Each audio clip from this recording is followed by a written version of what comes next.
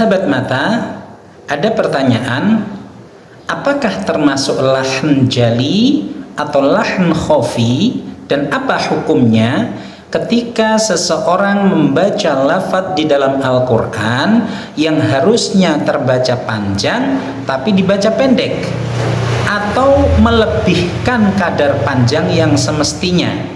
Nah, misalkan contoh pada kalimat inna a'tainakal kautsar. Nah, pada kata inna yang harusnya dibaca panjang kan? Panjang kalau diwasolkan 4 atau 5 harokat.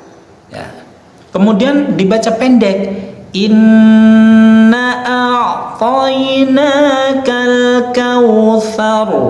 Nah, atau dibaca melebihi kadar panjang yang semestinya, melebihi 5 harokat. Misalkan inna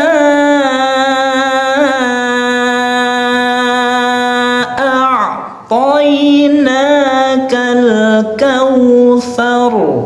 Nah, mentang-mentang suaranya merdu ya, pinter mengiramakan, pas bacaan yang panjang dienak-enakin, dipanjang-panjangin. Nah, ini apakah termasuk lahn khafi atau jali, dan apa hukumnya? Nah, di dalam kitab Taisirur Rahman fi Tajwidil Quran, di situ menjawab atas pertanyaan ini. Di halaman 26 di situ dijelaskan bahwasanya di antara keadaan yang termasuk lahn jali adalah halfu harfin au ziyadatu harfin, menghilangkan atau membuang huruf atau menambah huruf. Jadi kalau kita membaca Al-Quran terus kemudian membuang huruf yang harusnya ada atau menambahkan huruf yang harusnya tidak ada, maka ini termasuk lahn jali. Nah, sekarang pada kata inna yang harusnya panjang kok dibaca pendek, maka berarti di sini sama aja membuang huruf alif mad yang harusnya inna a'tainakal kautsar, dibaca inna a'tainakal kautsar, maka di sini sama saja membuang huruf alif mad.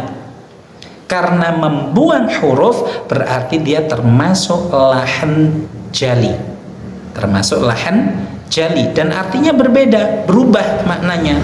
Kalau inna a'tainakal kautsar, kalau dibaca panjang sesuai kaidah tajwid, maka maknanya sesungguhnya kami di sini Allah maksudnya, sesungguhnya kami telah memberikan nikmat kepadamu yang banyak. Tapi kalau dibaca pendek innanya, huruf mat alifnya itu dibuang, maka artinya akan menjadi nggak jelas. Sesungguhnya telah memberikan nikmat kepadamu yang banyak. Nah, ini nggak jelas siapa yang memberikan nikmat.